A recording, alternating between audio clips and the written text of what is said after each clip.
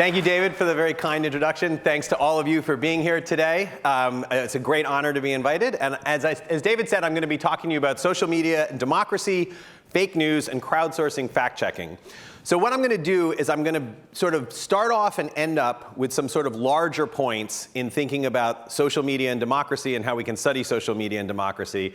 And then I'm going to wrap that around showing you some research from our lab at the Center for Social Media and Politics, focusing on these topics of fake news and fact-checking.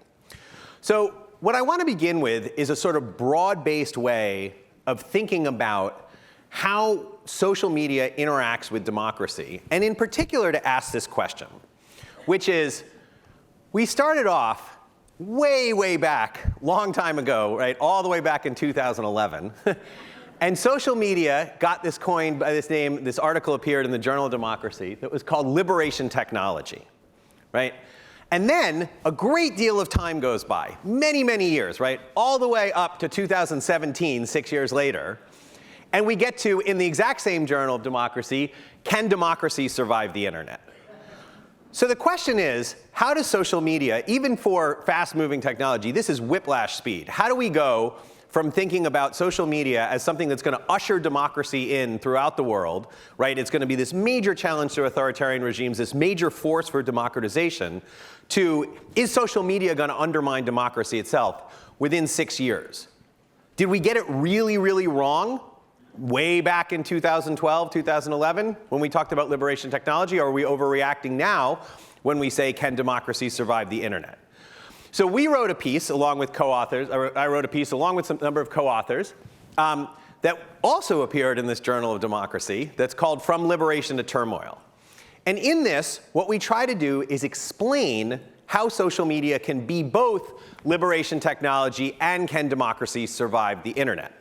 And the way we do it is by making two simple assumptions. And that's it. So the first assumption is that social media is a tool that provides voice to people who are excluded from access to mainstream media. So that's the first assumption. Voice to people who don't have access to mainstream media. The second assumption we make is, despite the fact that social media democratizes access to information, and I would stand here today and say that that is an indisputable claim. Social media has given more access to more people about more things and more information about politics, about news. So it's democratized access to information. But despite the fact that it democratizes access to information, it's still a tool that can be used for censorship. All right, so let me walk you through how these arguments can explain how social media is both liberation technology and can democracy survive the internet. We start with a new hope: social media as liberation technology. The context here is in authoritarian regimes. If we think about authoritarian regimes, or what political scientists often call competitive authoritarian regimes, and we ask the question, outside of open societies, who is excluded from access to mainstream media? Well, it may be other potential authoritarian actors. Maybe it's nationalists in these countries. Maybe it's other people who want to have power. But almost by definition, when you're in an authoritarian regime, you're going to exclude pro-democracy forces, people who want to bring about regime change.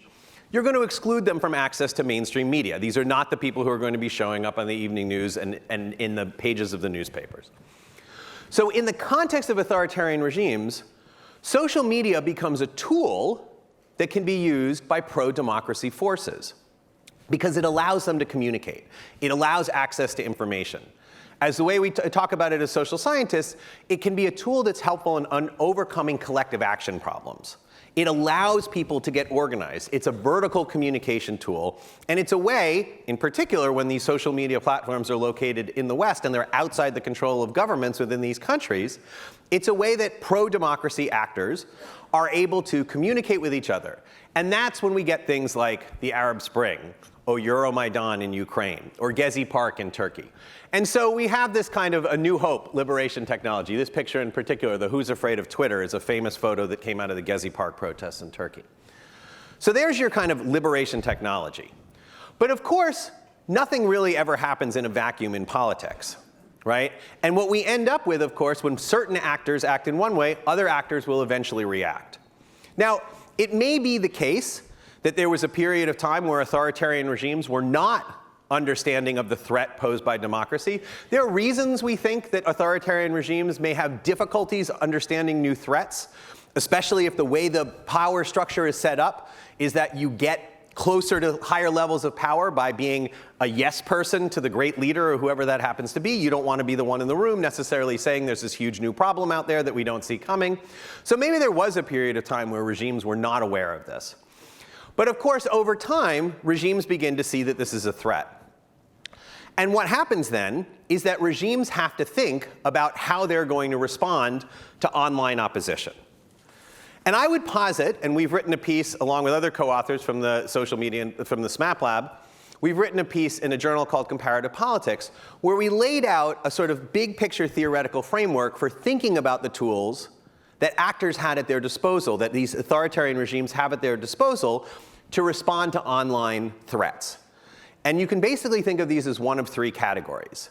The first is they can speaking of phones, the first is they can respond offline, right? You don't have to respond to an online threat online. You can respond to an online threat offline. That can be things that we would traditionally think about this, such as suppressing dissidents, locking up bloggers, even shooting people, physically harm, threatening the people who are involved in this. It can also involve not just these kind of attacks particularly at the people that are mounting the online opposition, but it can also involve changing the legal structure, changing requirements for liability, right? Changing these kinds of infrastructure where it's possible to go after online actors in different ways than was possible before, all the way up to the extent of trying to change the ownership of these companies. So if you study Russia, for example, you're familiar with VKontakte, which is a Russian social media outfit. And eventually the founder of VKontakte had to flee the country and was replaced by a Putin loyalist.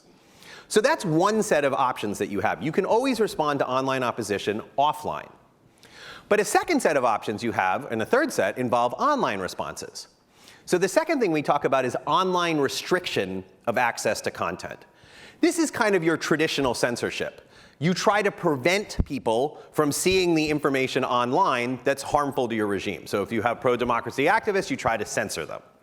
Now, the sort of regime par excellence about this is China, who I know you all talked about last year at the Camden conference, and the sort of Great Firewall of China. This is the kind of understanding that we have of this kind of ways to deal with restricting online access to content.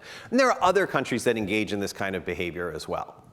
In a sense, though, this is an old story repackaged in a new technology, right? We have years of regimes that try to censor access to information, whether it's by censoring it in print media, censoring it in radio, censoring in other forms. This can then just be brought to the internet. But it's difficult, and there are lots of different, there's trade-offs between different tools that you can do this, right? You can do this in a very clunky way, where you shut off access to the entire internet, which we've seen, for example, recently in Iran. But that causes all sorts of other collateral damage to your economy. It also ends up making people really angry when you're shutting down things that they want access to. Molly Roberts, who's one of my co-authors on the Liberation and Technology paper, has this fantastic paper where she actually looks at what happened when China restricted access to Instagram. You saw a huge jump in the number of VPNs that were being downloaded in China, at which point people started going and visiting the New York Times website and Google as well. So there's unintended consequences that happen from these sorts of things. But, and perhaps most germane for this discussion, there's a third way that regimes can respond, which is by what we call online engagement, which is trying to change the nature of the online conversation in a more beneficial pro-regime point of conversation. And in some ways, this is a good thing. Right? This harkens back to the original promise of e-government, right? The internet was going to bring politicians and bureaucrats closer to the mass public. And so if what you have happening is politicians going online, getting involved in the longer version of this talk, I have a picture of Dmitry Medvedev out in Twitter, putting his first tweet out into the public. In some ways, we think that would be a very positive thing. It breaks down barriers between politicians and the ruled and the masses. But of course, there are all sorts of other, more nefarious ways you can try to get involved with changing the nature of the conversation online. And that's where we get the rise of, we get bots. Those of you familiar with Soviet icons, you'll recognize the Putin as this is a takeoff on the famous Brezhnev, sending the tanks out. Now it's Putin sending out the Twitter birds. But you get the rise of bots, these kind of automated accounts that produce content. You can get trolls, you can get propaganda campaigns, you can get the rise of misinformation campaigns. And this is the headquarters of the Internet Research Agency in Russia, which unleashed famously the Russian trolls on the 2016 election. So this is kind of the next stage, right? The empire strikes back. You get repression technology. Then we take the context, however, to what does this say about democracies, right? And this is the third piece of it, which is that in the context of democracies, if you ask who's excluded from access to mainstream media and democracies, well, you could take a kind of Chomsky Marxist viewpoint of this, that they're part of the capitalist means of production, and so more progressive voices are going to be excluded from access to mainstream media. And we do see, for example, the rise of things like Black Lives Matter or Occupy Wall Street facilitated by social media. But of course, in democracies, you also have, in general, and until perhaps very recently, you have these kind of anti-systemic, fundamentally voices that are illiberal, that are against the sort of democratic system of politics. These are also excluded from access to mainstream media, right? You didn't turn on the TV and see white supremacists on the CBS Evening News with Walter Cronkite. So the same tools that can help pro-democracy activists overcome collective action problems, these tools can help people like white supremacists or non-democratic actors in democratic systems. They can also use these tools to find each other. If you're the only white supremacist in your entire county, previously when you were limited by geographic proximity to people to organize, it's a lot harder to get organized. Whereas now, if you can go on 8chan or 4chan and find other white supremacists, you can get organized in that format. The key thing here is it's the same affordances of social media that help the democracy activists in liberation technology that help people who may want to undermine democracy in this kind of rise of the anti-systemic forces. But this, again, is not operating in a vacuum. And what you have going on at this point in time now, of course, is that the tools that came out of these authoritarian regimes, bots, trolls, disinformation campaigns, these are tools that can be used by these anti-systemic actors in democracies as well. And in particular, they can be used for amplification, for making voices louder, right? So think about this for a second. How many of you in this room have heard of the Women's March, and how many of you have heard of the march in Charlottesville? How many of you, yeah, okay, right, sorry, it wasn't meant to be a poll. But the point is, people have heard of these things. How much media attention have you heard to each of these things, right? The Charlottesville March had 300, 400 people in it. The Women's March had 4.5 million people, and it was the largest march in the history of the United States ever. And yet, with these amplification tools, we can get these senses of equivalency. So the big picture thing here is that when we think about social media, this question of from liberation to technology, the argument we make is that social media itself is neither inherently good nor bad for democracy. Social media, and the way to think about it is, it's a set of tools with a set of affordances that political actors who interact with each other and take account of what the other political actors are doing will try to use to compete for power, the same way that political actors always use tools that they have at their disposal. And so if we want to understand the politics of this moment correctly, what we need to do is understand the affordances of these tools. I've shared some of them with you here today. What I want to do now is dive deeper into some of the sort of research that we've been doing in terms of these questions. Now, I will say it is very, very rare experience, and I'm a bit flattered to be the third speaker on a program and have had everyone mention one of your main findings that you presented in your talk before you even get to present it in your talk. So I'm going to walk you through what we did here. So as you know, 2016, if you were watching the 2016 election in the United States, it would be pretty impossible to have heard a discussion of that in the aftermath without this discussion of fake news. Now, I share Nico and some of the points that have been raised before about using this term, fake news. In this particular study, we're actually going to use this to refer to sort of fake newspapers, things that were pretending to be real newspapers that were not newspapers. But you would have seen all sorts of things like this had you been paying attention, that the Pope had endorsed Donald Trump, or that Hillary Clinton, it had been confirmed that she did in fact sell weapons to ISIS and other things along these lines. You will also have seen things, and I thank Nick for having shown way more detail on this, so I can go through this slide quickly, but about how people are consuming much more news from online sources, how that's particularly true among the young, but is increasing among all aspects of the population. So the question remained, though, after the election. We got a lot of information about fake news. And when I think about fake news or misinformation or disinformation, right, these deliberate attempts to spread incorrect information, I always think there are four big questions we want to understand. One is who produced this. The second is who shared it. The third is who's exposed to it.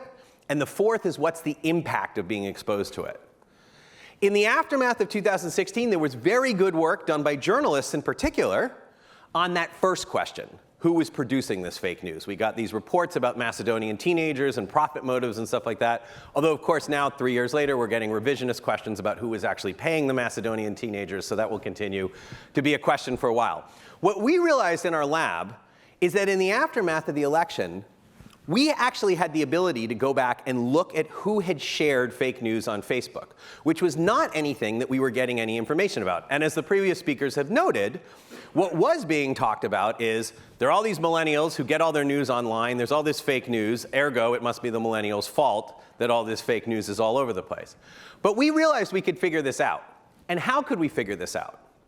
Well, what we were able to do was we had a panel survey that was in the field over the course of the 2016 elections. That means we were surveying people at multiple points in time. We had invited people in that survey to share their Facebook data with us for the purpose of academic research. I'll come back to this at the very end of the talk, but I want to be assured we did not sell that data to any political consultants. We didn't do anything with that data. We got multiple permissions from people to use this data. But what we realized was that we had objectively the data people had actually post on Facebook on their timelines. And we also had surveys of these people. So we were working with YouGov. We had surveys of the people, and these people had shared their Facebook data with us. So we knew some of the problems with working with Facebook data is you don't often know the characteristics of the people of working with social media data. You may not know the demographic characteristics of the people who are posting these things, and you have to do a lot of estimation to try to figure this out. When you work with survey data and you ask people, you have to recall to their recall. Did you see this fake news story or not? Did you share this?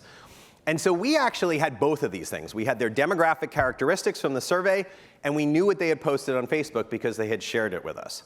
So we were able to go in and look at this relationships.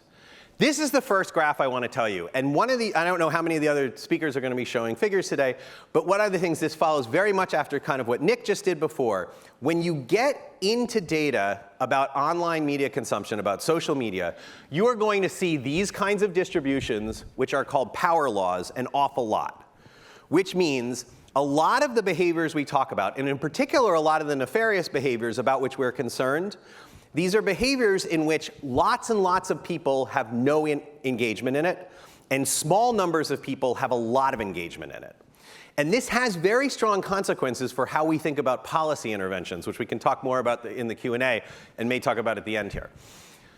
What we found, and the first thing is, which is quite encouraging, is that we found the vast majority of people didn't share any fake news stories on Facebook over the course of the election. In fact, this is over 90% of the people in our sample were in this far column. What we did find was there were small numbers of people who did this quite a lot. But we started with, so 91% of our sample doesn't share any fake news on Facebook. Now, we used a restrictive definition of Facebook. We were as of fake news. We were as conservative as we could. We took the list that was put out on BuzzFeed by Craig Silverman. We replicated our key findings with lots of other sources here. So, this may be a conservative number. These are the fakiest of the fake news kind of websites. But again, we found this power law of behavior. The second thing we found was that it was not liberals or moderates who were sharing the fake news. But before I would go too far with this, this is very much an issue that can be considered as a supply-side issue, to the extent that based on all academic studies, the vast majority of the studies that we have seen have shown, all the academic studies we've seen, the vast majority of fake news in the 2016 US election had a pro-Trump slant to it. there was not an awful lot of pro-Clinton fake news that was out there. So this may very much be, and I'm going to show you in a second something that coincides with this, driven by supply in terms of the fake news that was out there was more pleasing to conservatives than it was to liberals. But it is important to know this, that when we look at who was doing the sharing of fake news in our study, this is what we found. It's also important because for the next slide I'm going to show you, we can also find the effect controlling for this. This is usually the kicker point of the talk. At this point, you've heard it 3 times already. But now you've seen the original, right? Not just the second. So you got to do the greatest hits. So basically, this was the big surprise that we got when we were doing this study. What we found was that over 65s, on average, in our study, shared 7 times as many links to the fake news websites as the millennials did. We also found what academics call this is a monotonically increasing relationship. As you got older, you were on average more likely to have shared the fake news. Now, to be clear, this chart does not necessarily mean that most of the fake news that's out there is being shared by old people, because there are fewer over 65s who are online than people who are younger. But it does mean, as David said in the introduction, it does mean that if you walk out of 2016 and you think about policy interventions, and they're all focused on teaching digital literacy to high school students, and by the way, there's nothing wrong with teaching digital literacy to high school students. I'm hugely in favor of that. But this is not necessarily where you need to be teaching digital literacy if you think digital literacy is what's at the heart of that. And that then raises a whole set of really interesting research questions, which is, why is it age? Right? The Occams Razor explanation here is that it's digital literacy. People my age tell their parents to go on Facebook to see pictures of their grandchildren. They go on Facebook, they see something, especially in the 2016 election, there's a picture, a headline, and a blurb from the New York Times, and then next to it is a picture, a headline, and a blurb from the Denver Guardian, which looks exactly the same, saying that the Pope has endorsed Donald Trump, or saying something horrible about Pizzagate, and that they feel really bad about this, and they want to make sure their friends know about this. But of course, the Denver Guardian doesn't exist. It's not actually a newspaper, right? It's just been made up. That's the Occams Razor explanation. And I think this is the next frontier of research. We have to figure this out, because if you want to understand what's going on in this disinformation sphere, one of the most important things is knowing whether people are going to be less likely to share fake news if they know that it's false. Now, it may also be the case that people are sharing this information not because they think it's true, but because it agrees with their political persuasions. And if that's the case, then to get the results we do, you need an explanation about why people over 65 might be more interested in sharing their political persuasions and broadcasting them broadly to their friends and family network. We could come up with some explanations for why that might be the case. Some might be economic. You're out of the job market. You're not worried about what other people are going to think. Some might be just increased certainty in the validity of your political views as you get older. We know from decades of study of political partisanship, partisanship is stronger among older citizens than it is among younger citizens. So there's a lot of remaining questions out here, and this is kind of the frontier of this next research. All right, so the next thing I want to tell you about is a brand new study we're doing at the Center for Social Media and Politics on trying to figure out who can actually identify whether or not news is fake. So it follows from this. Or better yet, this is more going back to Nico's category of the junk news. So we're going to combine in this study false and misleading categories. And so this is the big research project that we're invested in. Everything I'm going to show you here is kind of preliminary, still rolling right off the presses. This is hot off the presses research, but I wanted to share it with you today. All right, so what are we doing here? In this study, what we've done, which is quite unlike any other study that's been done in terms of identifying false or misleading news before, is we set up a system where we are looking at articles that appear in the first 24 hours of their publication. And what we did was we set up 5 different news streams, 2 from mainstream news sources, 1 with articles on the left, 1 with more mainstream news sources on the right, and then 3 from these kind of junk or suspect or false news or whatever you want to call them news sources. 1 a stream of left-leaning junk news, 1 a stream of right-leaning false news, and 1 a stream of, we couldn't even tell when we went and looked at it. It was all over the place, and some of this stuff was just nuts. So we have those 5 streams every day, okay? And they come into our lab. And then what we did, and we did this 4 days a week, Monday through Thursday, for 8 weeks. We picked an article that had appeared in the last 24 hours. And we then did 2 things with it. 1, we sent it out to a random sample of Americans where each story was coded by 90 different Americans. And at the same time, we hired 6 professional fact checkers to code every single one of these stories as well. So we're going to use for the basis of this study the fact checkers, what the modal response from the fact checkers are, and I'm happy to talk more about this in Q&A. What the modal response from the fact checkers is our ground truth. And we can now look at how our ordinary Americans are doing in identifying false and misleading news. So the first takeaway is people aren't really good at this. They're pretty good at identifying true news, right? When the story itself was ranked true by our fact checkers, about 70% of our individuals can figure this out. When it's ranked false or misleading by our fact checkers, only 30% of our respondents are able to correctly identify that. Moreover, the source matters. People are much worse at the false and misleading news from the fake news sources than they are at getting the true news from the fake sources than they are at getting the true news from the mainstream sources. So they're even worse at identifying true news when it comes from these junk sources, which we can think of as good or bad. Interestingly, following on the previous study, age doesn't really seem to matter on this. So for the over 65s in the crowd, you're doing much better on this. But education doesn't really matter nearly as much as we thought it would, although people with only a high school education perform worse on the task. But it's not a strong relationship. Knowing things about politics and the internet kind of help. People who are more politically knowledgeable are more likely to match our fact checkers, and people who are more digitally literate are more likely to match our fact checkers. But what really, really matters is partisanship. As you go left to right here, you're becoming more conservatives. Conservatives are terrible at identifying false news that's conservative, and liberals are equally bad at identifying false news that has a liberal slant to it. So this is a major takeaway and a major point of concern here. If you go out and search, if you encourage people, David, your New Year's resolution, if you go out and encourage people to actually search for information on the internet, I know it's only February, I don't want to dash this for you yet. So I'll give you the good news first. People who go out and search on the internet, we ran some experiments alongside of this, and in one of them we encouraged people to go search for information. They did slightly better at identifying true news. So people who went out there were slightly more likely to match our fact checkers when it was true. Unfortunately, they also were slightly more likely to think false news was true when they went out and looked on the internet for information about it. So this confirms what social psychologists have called a truth bias, that people are inclined to think things are true as opposed to false. So this is also very kind of depressing information. Why do we care? Well, first thing, believing false news makes you more likely to want to share an article.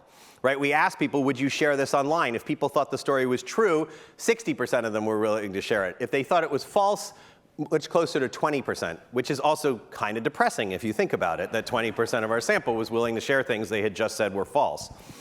But more importantly, this is also important because the platforms are thinking about crowdsourcing. Facebook came out with this about a month ago. Twitter, there was a story yesterday about trying to use ordinary citizens as part-time fact checkers. So we can also use our data to figure out whether or not you can crowd check news in real time. And again, what we do here on the x-axis, remember, we had 90 people who looked at each of these articles, so we started sampling crowds. Sampled 3-person crowds 10,000 times, and we sampled 4, then 5, then 6. What we find is that with the crowds are also pretty good at getting right true news. Crowds are not very good at all at getting right false news. You can't just solve this necessarily with the fake news with the false and misleading news by going to the crowds. Moreover, source still matters. Crowds are much better with mainstream news sources than they are with these junk and false news sources. And bipartisan crowds are not better. That was our first thought. We're going to do a lot more with that. In closing, I want to just take a moment in my closing here to talk a little bit to you about the importance of access to data. The study that I showed you here today, the false news study about over 65s who had shared more fake news on Facebook, the only reason that study is in the public domain is because A, our lab happened to have set up an experiment to do something else beforehand, a study to do something else beforehand. B, we happen to have the thought to do this. And C, we were able to collect the data that allowed us to do this.